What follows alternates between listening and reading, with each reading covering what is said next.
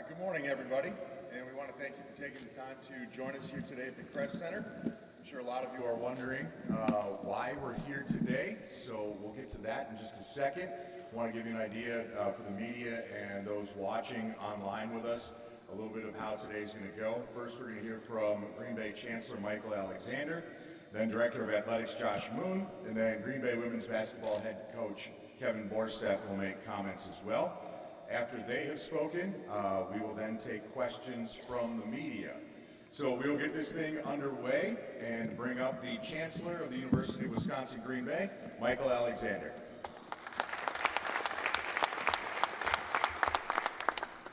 Good morning.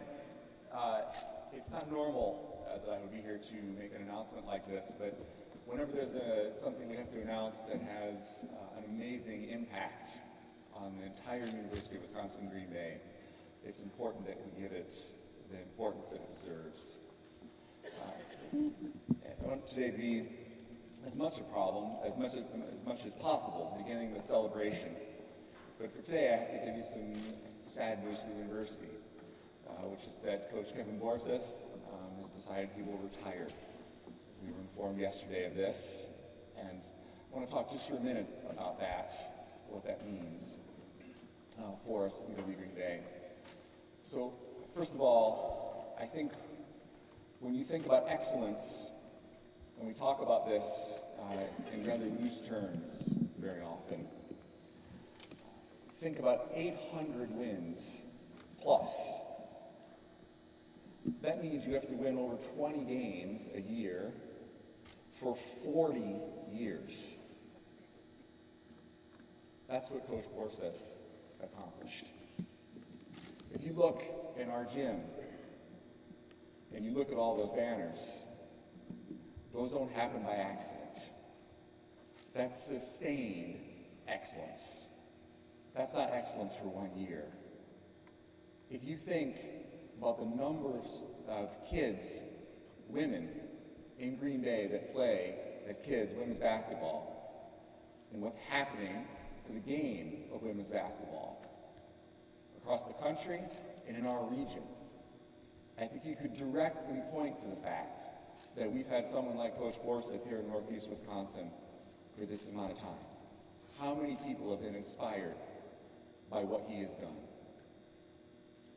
I also want to mention, to me, the things that I love watching Coach Borseth is the passion that he has for the game. That passion, I think, is only matched by the passion he has for his players, the passion he has for the university, and the passion he has for the people of this region. That's what makes him special. He's an incredibly easy guy to root for. He works incredibly hard, and he shows us at UW-Green Bay what's possible, and that inspires me every day. So I know there's going to be a long celebration between now and June 30th to celebrate Coach Borseth's time here at UW-Green Bay. It's going to continue.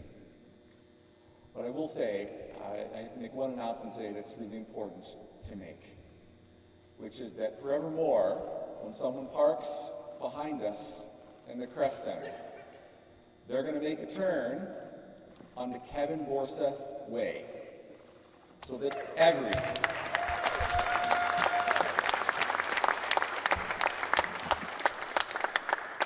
who comes into this facility, as long as it is here and beyond, is going to know the excellence that Coach Borseth brought to this university for over 20 years. Thank you to Coach Borseth. I'll turn it over to Athletic Director Josh Moon. Thanks, Chancellor. Well, what can you say about KB? As Chancellor said, his legacy will be unmatched at UWGB.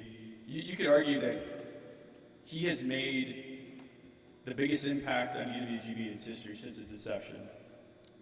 Mike went through over 800 wins, 13 NCAA tournament appearances, obviously all these banners up here, and just the guy's just all about excellence, and our team feels that. I know our student athletes met with him yesterday. They're going through a lot right now with what this means and kind of coming to terms with that, but there's a lot of love from our team to Coach Borseth and the community, the people that show up and make this one of the premier mid-major basketball programs in the country, and we think is the premier mid-major basketball program. I think the timing of this says a lot about KB's character and selflessness. Going out this year, knowing what we have coming back for this team, a 27-win team with a group of super seniors that are just amazing. This team is really special. We got a group of leaders here today, and they're so excited about what's going to happen next year and where they're going to take this program. But I think that says a lot about KB being able to make this decision, knowing that it's time to pass the baton, and someone's going to come in here with an unbelievable opportunity to take over this program and continue our rise to the top. And that's what we're going to do is, win multiple NCAA tournament games, win conference championships, make some noise at the national level. That's what we're about here. So big goals in store for next year. Appreciate this team, and we'll work with them on the next steps. And I'm proud to work for each of you every single day. So today's going to be about celebrating, and as Mike said, going through forever celebrating Coach Borseth, but especially today and the next couple of months, really just enjoying and telling stories. And I think that's what we're going to ask this wonderful community is let's share those stories. Let's talk about it. Coach isn't going anywhere. He's going to be around. He's going to be helping us out. We're going to be, this place means a lot, so they'll share more about that. And I'm excited he can do a lot more fishing now, maybe. The greatest fisherman coming out of Bessemer in the history of the world. So let's celebrate Coach today and just thank him for his amazing time at UWGB. So let's bring up the one, the only, Coach Kevin Borseth.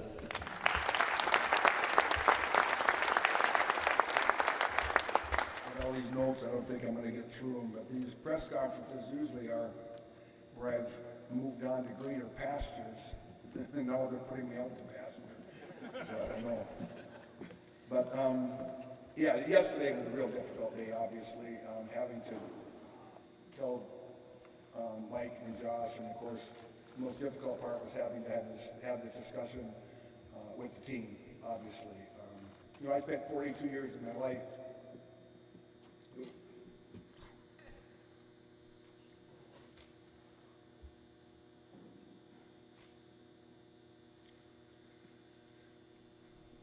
Anyway, I spent 42 years of my life doing this, and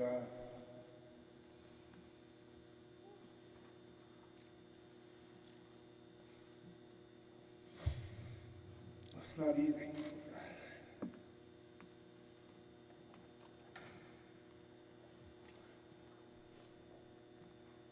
It's something I really love to do.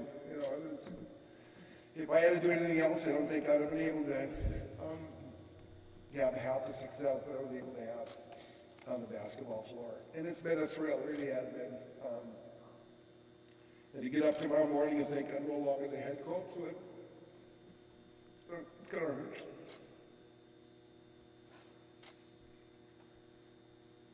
I'm sorry. It kind of dates back to my days when I was a little kid. We were never able to get into a gym. All I ever wanted was keys to the gym because we were out climbing under fences and breaking through windows to get into gyms and getting kicked out. And I finally got my keys to the gym, so I just hope that these guys don't take the keys away.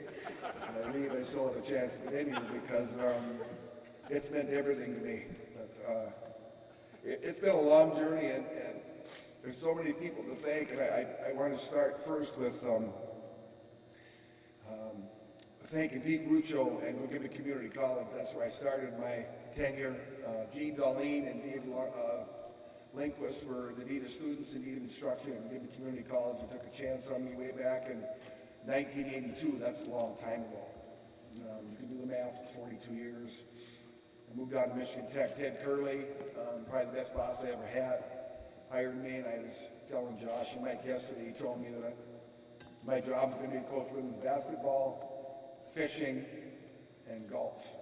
And he's going to pay me $28,400 to do that, and I remember looking him in the eye and saying, you're paying me way too much for this. But it was a dream. Then I moved on, of course, to Greenbay, and Otis hired me down here. worked for Ken Butoff, Bruce Shepard when I was down here, went to University of Michigan for 5 years.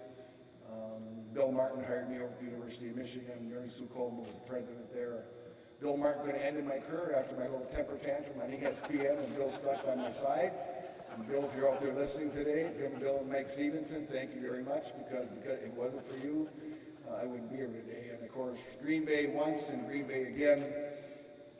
And I'll get the opportunity to work with Mike and Josh. Has been an absolute thrill for me. But to go back and recount memories, there's way too many of them to even start. There's just so many. But when I was a little kid, I spent most of the time playing in the mud. And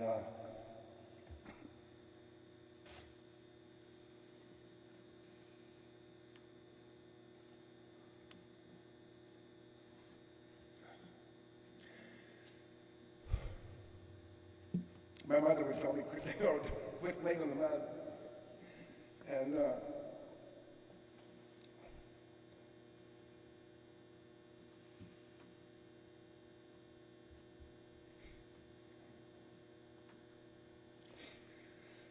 probably the two most influential people in my life have been my mother, my biggest fan. She would leave me notes on the desk quite often, telling me the things that I should have done to make our team better.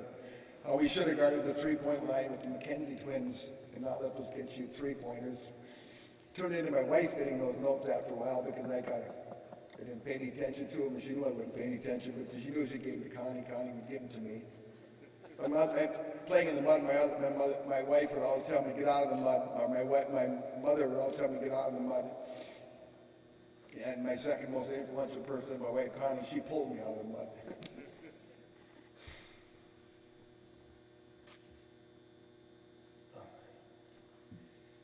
I've grown a lot as a coach over the course of these years. Great in part because of the players. I think the players are the ones that really teach you a lot more than you'll ever think. And a lot of say you've taught your players a lot. Your players have had a lot to look up to. And I learned far more from the players than I think I ever taught them. I just remember the first time coaching a game at Michigan Tech telling the players that the game didn't mean anything to them. I felt the game meant more to me, and one of the players said, "Whoa, stop. This game means a lot to us," and that was a big lesson that I learned. Because these players invest a lot of time in what they're doing, and I've learned that every player deserves a second chance. I've learned that don't tell me what you don't want me to do, tell me what you want me to do. I've learned a lot from players, and the ride they've taken me out has been absolutely and truly amazing. I also want to thank all the assistant coaches that I had the privilege to work with. There's a lot of them dating back to time. A lot of them were very instrumental in the successes that we've had, and I want to thank every one of them. I want to thank the parents of the players. I think the parents of the players go a long ways with their support. I know being a parent in the stands with your daughter or son playing is a difficult thing, and to support the coach, to support the program through all that thick and thin says a lot. So I do want to thank all the parents. A lot of people support us, all the supporters, people that come to the game, season ticket holders, fans that I get. I mean, I had high school mates of mine. I had fans from Michigan Tech, from Greenbay, everywhere I've gone that have sent notes. Good game, congratulations, good luck. Those things really go a long ways, and there's far too many even to mention at this point. And all the people that support here, in particular in Green Bay, this is the place that I chose to bring my family to live our life. And the city of Green Bay has been remarkable to us. The community here has been really good, and the support has been phenomenal. I want to thank everybody in Green Bay for that. All the people that support the program, obviously here, this doesn't happen without the support of the community, and we're going to continue to need community support to keep our program on the rise, obviously. And obviously the biggest thank goes to all the players. I've had the privilege to coach any number of players. From back in the WLUK-TV days, I can probably name every player that played.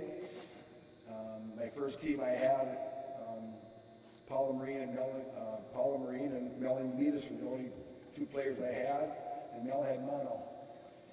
And so we had to go, my cousin Ronnie went into a class and into the classroom, recruited 9 other players out of the classroom, we had 11 players on our first team.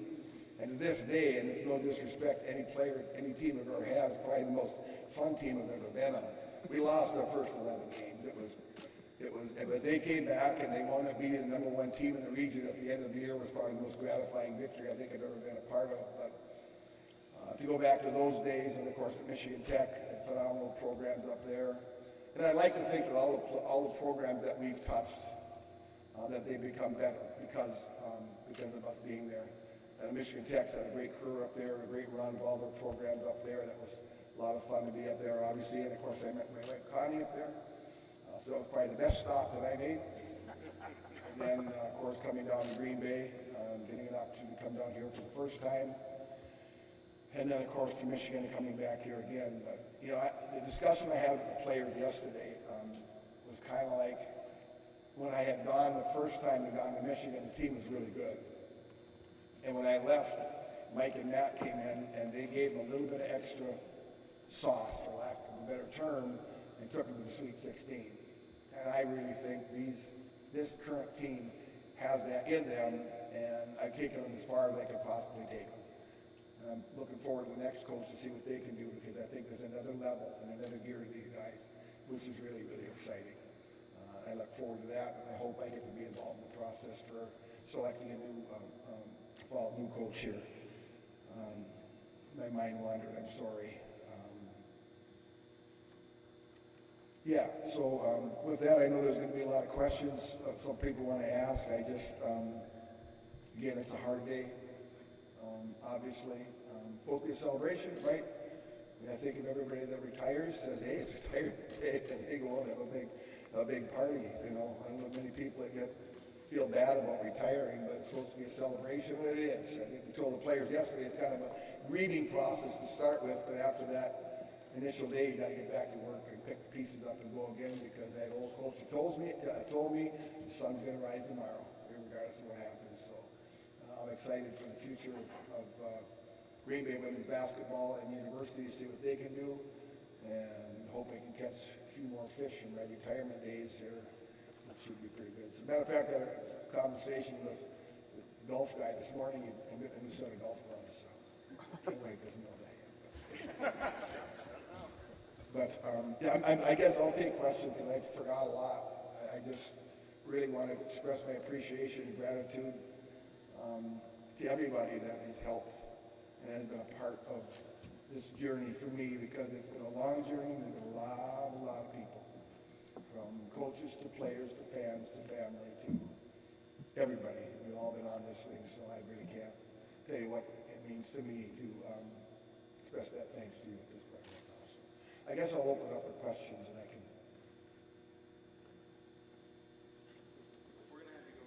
I'm going to go over here. Okay. You're going to move that over?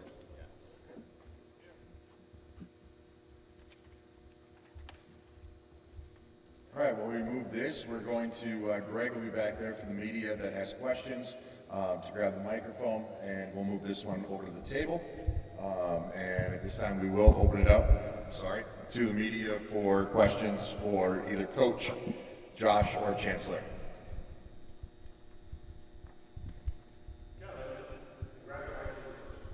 Thank you. Obviously, this isn't something you decided yesterday, so when did this start right away? You know, that was a piece I forgot about. I think that a couple things came into play here. You know, you look at your age, and I'm going to be a little younger than Bob Arnold still. Bob's the oldest guy here, so I'm still okay there, but I'm going to be 70 in June. So you have to look at age, and you know, that ruler everybody shows you that does that kind of thing, you got to kind of pay attention to it. And the second piece was, in the last couple of years, it's been really difficult to recruit. Players know that I'm going to be retiring, and as a result, I couldn't capture.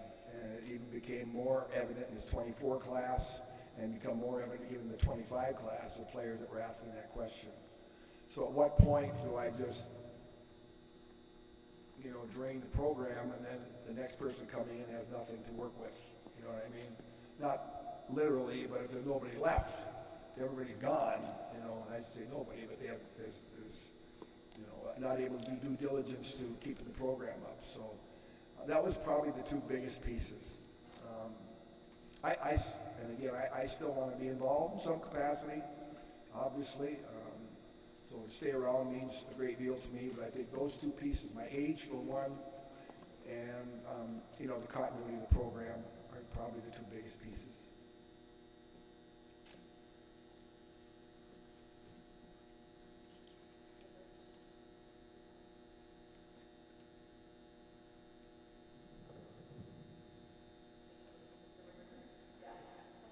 Speak loudly. Congratulations.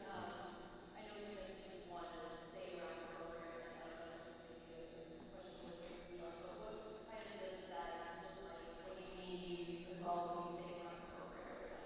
Well, we don't know that just yet. We're trying to figure all that out. I think it's really too fresh at this point right now. There's a lot of time between now and June 30th to try to figure a lot of that out. I know I'm going to be here the entire while with these guys. There's some things we got to take place to close the year out with the banquet coming up on Sunday.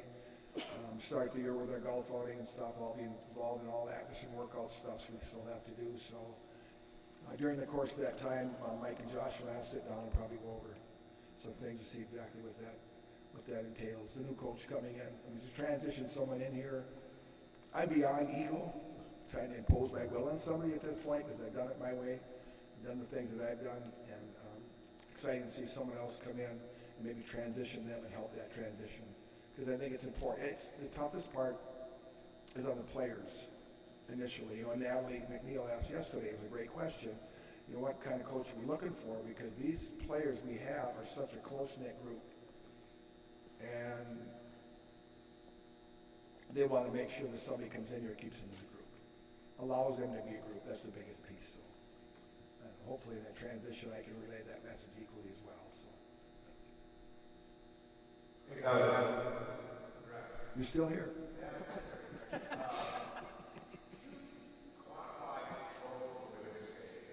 No.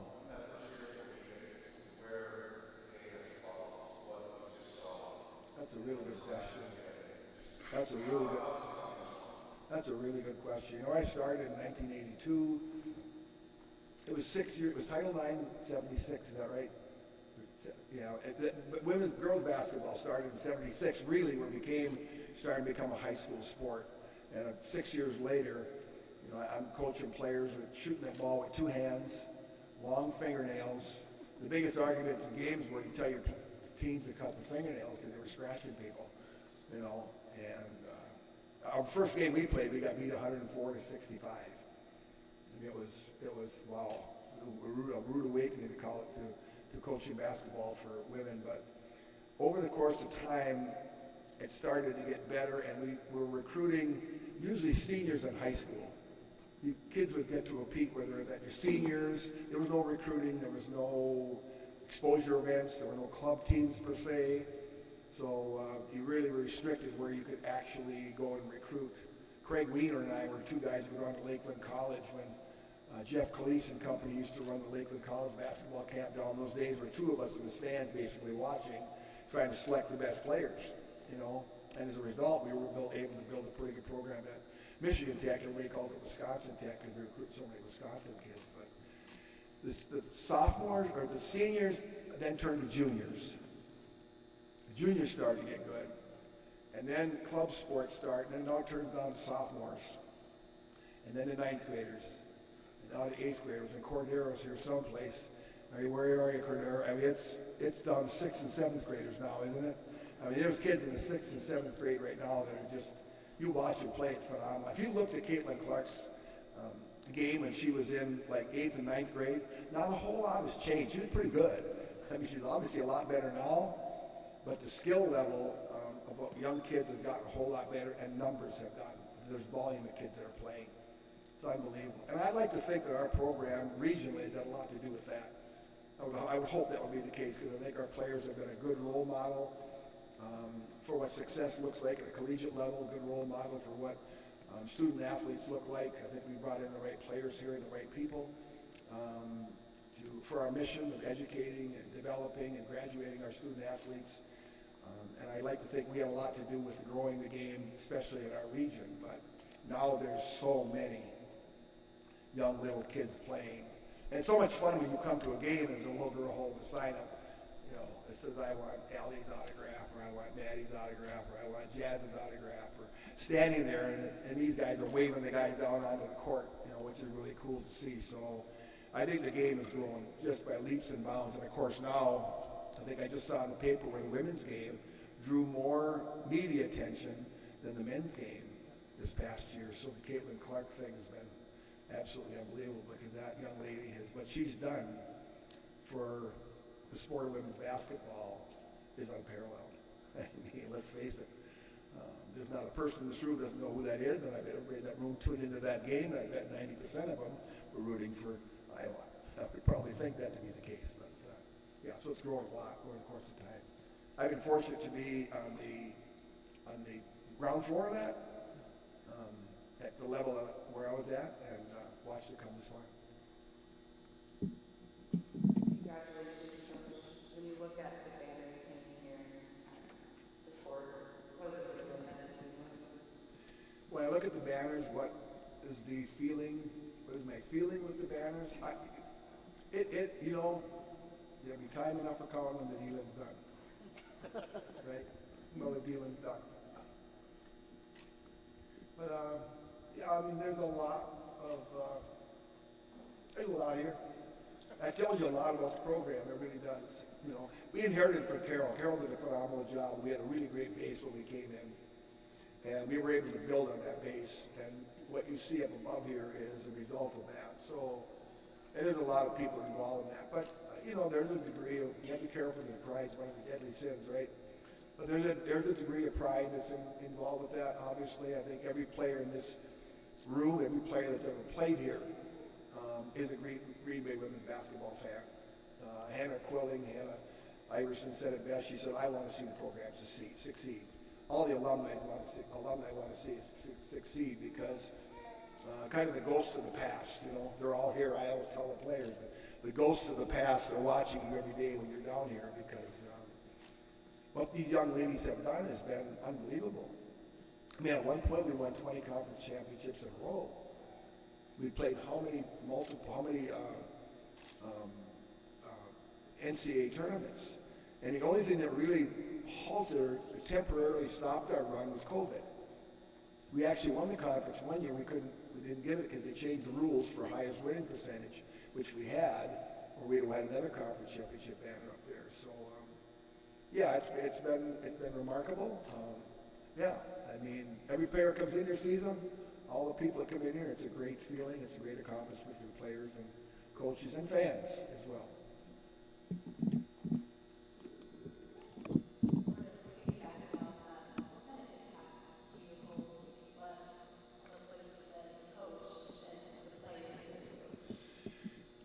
Yeah, you know, when you first start this thing, your testosterone level is pretty high, and you're just really going at it as hard as you can, and you're not really thinking about anything except, you know, winning games, you know, win, you know, and it's still important. Later in my career, I come to realize that, and I said this before, and I truly mean this, and that was one of the biggest reasons I came back from Michigan here, is I feel the name on a lot of places you go, the name of the front of the name of the coaches all say the name of the front of the jersey is more important than the name of the back, and I don't agree with that. I'm a firm believer that the name of the back is important.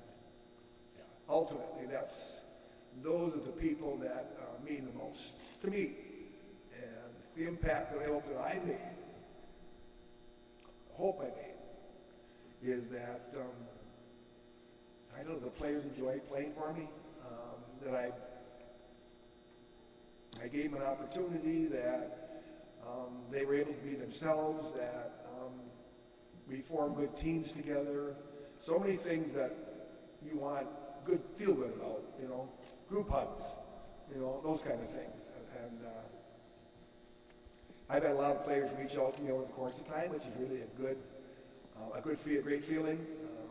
just out of the blue, somebody will reach out, say congratulations on a win, or I'll get a phone call. This past weekend, I was actually down in Florida, and there was 4 or 5 of my team players from Michigan Tech were all down there together, and we spent some time together, so it was kind of cool.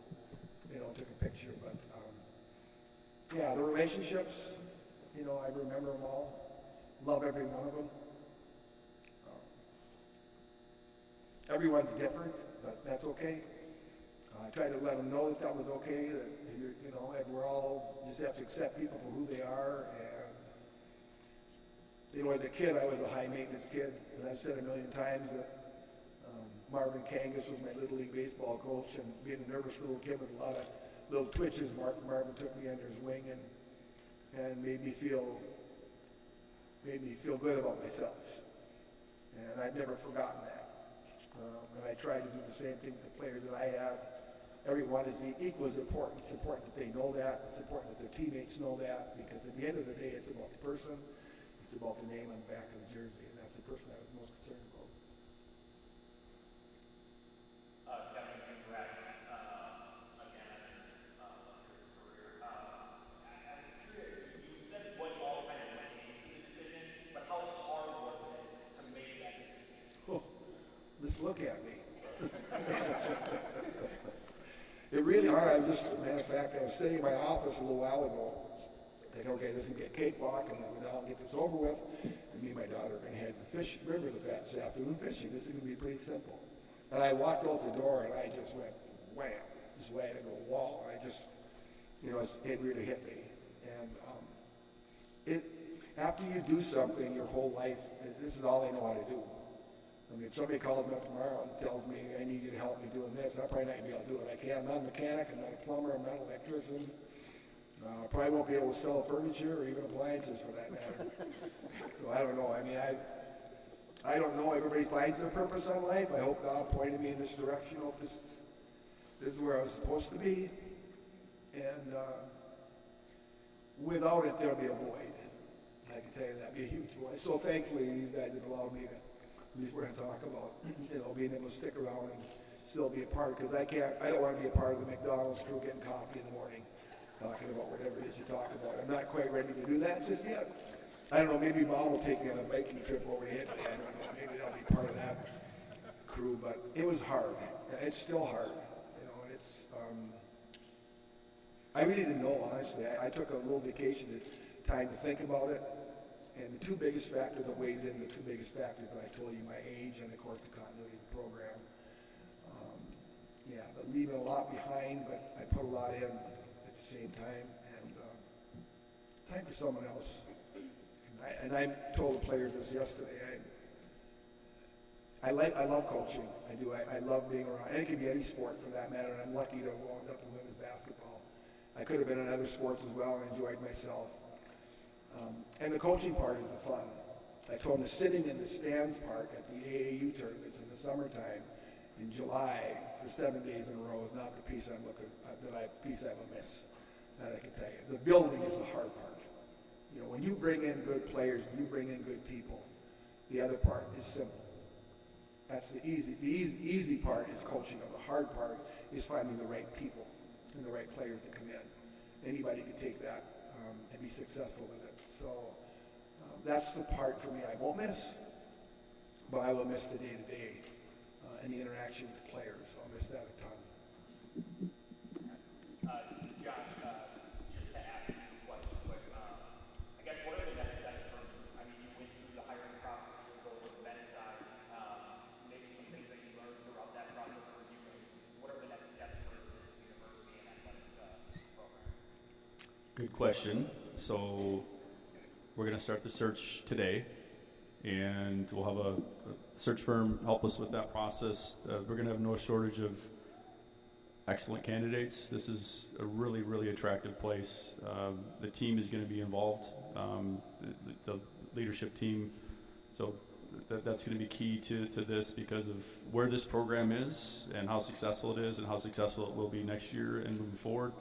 So that'll be a key part of our process. But yeah, kicking it off right now and making sure that we understand the timeline here with the portal and all that stuff, but today it's about celebrating Coach and then getting his input too, because Coach knows a lot of people and he knows what works here, and you got to find somebody that understands that it's more than basketball here. You have to understand the community and the impact and the feeling that people have for Phoenix basketball. That for I think coming in here with I think talking to Coach Sonny when we brought him in here, like understanding that women's basketball here is so important. It is like the bedrock. It is so important, and embracing that and have people understand that that's what makes this place special. Is that Phoenix men's women's basketball is the driver here, and women's basketball has always been there for us through some tough years of men's basketball, right? And so it's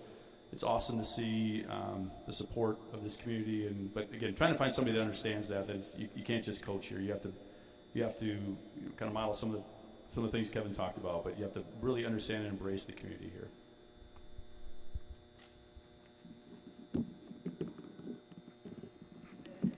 How do you hope your players, current and former, will remember you as a coach? I'm sorry, say it again. How do you hope your current and former players will remember you as a coach? Oh, I don't know. I hope. I don't know. How do I hope they remember me? I think I kind of answered that a little bit.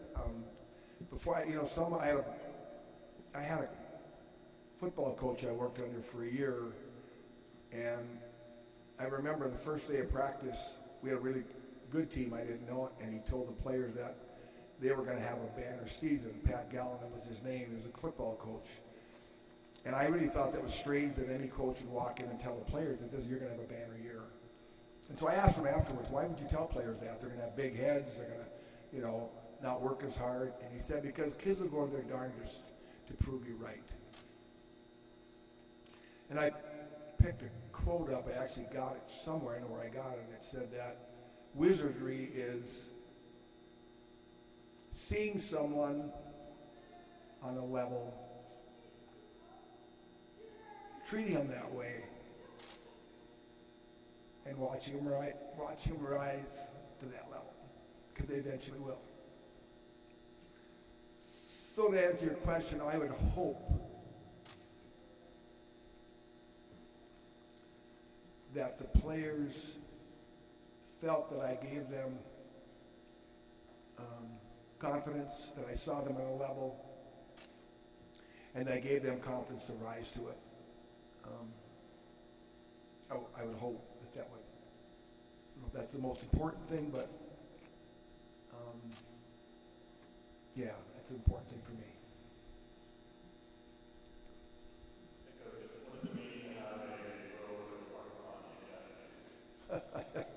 I haven't digested that yet, but that's pretty cool. Only in Greenbay, right? It's really cool. Come on. Kind of crazy. For a guy that only wanted keys to a gym, and look where it's taken me, to even having a road named after. No, I'm not the only one. I got to tell you that my mother had a road named after her, so I'm not the first one. Mary Lane in Berglund, Michigan is my mother's first. We got a picture of the family. My kids are pretty impressed, so I'm not the first one. But it's pretty cool. But thank you. That is really unreal.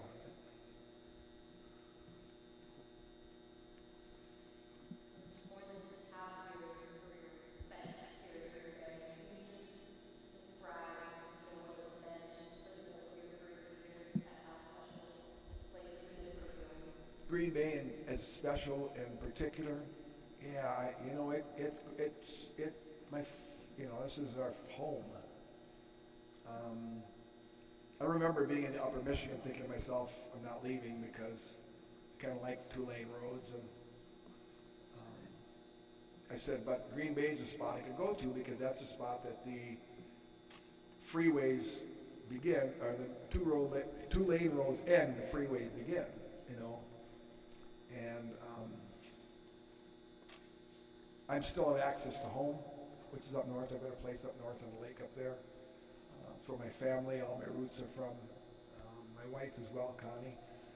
Her families from up in the Houghton area, so we're in the big city down here in Greenbay, and the community has been just phenomenal to us. I mean, raising our children in the schools here and just being embraced by the community beyond belief. It's been, really huge. So it's home, if I answered your question, but yeah, it's a great, Green Bay is a great place. I think summer I saw where Green Bay was one of the best places to live. Didn't that come out of the news recently? Yeah. It's a great place to raise a family, I'll tell you that. And a great place to play women's basketball and men's basketball. Any other questions? If not, I just want to say thank you to all you that came out, and hope I didn't miss anybody in the thank you process because so many people have been involved in this journey. And for the players next year, we got a banquet on Sunday, ready to go, and we got a golf outing coming up, so kind of get ready for that stuff. But thanks for coming out. Go Gators.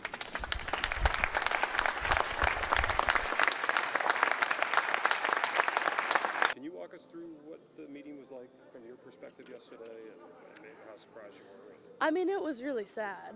I think I'll say it again. I mean, obviously, coaches, our reactions tell a lot about who he was to us, and I'm sure if it would have been any one of his other teams sitting there in that meeting getting the news, they probably would have reacted the same, and I think that's very telling to who he was as a coach and who he is as a coach and who he is as a person to all of us. It was definitely surprising just because, it was a regular Tuesday morning. We're walking and, coach isn't going to be back next year, which is really sad. But at the same time, we all have always had full trust in him and his process as a coach and, him leading us. So if he says it's his time to go, we can trust that and be happy for him in his retirement and just really celebrate his legacy and what he did for women's basketball in Wisconsin, this program, and to all of us as players.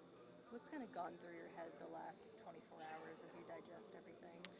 Yeah, it's all very fresh. Like you said, 24 hours it hasn't even been 24 hours since we found out, to be completely honest. But I think right now, instead of focusing on what's next and getting ahead of ourselves, it's really just about celebrating him and being thankful to have even been a part of. I only got 2 years with him, but I feel like I'm so grateful that I even got that. So, yeah. I know you don't want to think about what's next, but are you encouraged by the way it appears they're going to handle it? One, he's going to be involved. Yeah. You're looking for that successor. Yeah. He obviously believes great things are in store for you. But even the administration wants your input. Is that comforting? Yeah, it definitely is. I mean, it shows how much they respect our core group of players and what we did this year and the success we found. I think that's definitely encouraging. I don't know. I haven't even really thought of the next steps, to be completely honest. Again, like you said, it's been very fresh, but it definitely helps to know. It gives you a little peace of mind that he's not just up and leaving. I mean, he's going to be around Green Bay, and that definitely helps, yeah. How weird will it be if you see him up in the stands instead of, coaching? Well, I told him this yesterday. He's talking about how he's going to be at all these games and he's going to be on, right on the court side. And I told him he can't be heckling the refs because if the refs come up, he'll get thrown out. He's not Coach Kevin Borseth. He's spectator that's yelling at the refs now. So it'll definitely be weird, but at the same time, I think it'll give us all a sense of comfort just because, he'll be yelling at me to stop getting backdoor cut or something. I don't know. I'm sure he'll have something to say. Natalie, how do you think that Coach has just shaped you as a person and a player? Oh my gosh, I feel like that's the hardest part of this whole thing. I've only been here for 2 years, but the opportunity he's given me to come back and play in Wisconsin, even though I said no to Green Bay the first time, but him giving me the second chance to come back and the opportunity to play on this level and hang banners, it makes me emotional to think about. I have nothing but good things to say about him, and I'm so thankful for the way he's touched me as a player, and I truly think he changed the course of my basketball career. Take us through that meeting yesterday, if you could, when he informed you guys. How tough was that? A few of us started bawling instantly, but it's never something easy to hear, but ultimately, after hearing his decisions, it just backs up and proves how selfless he is. Sorry.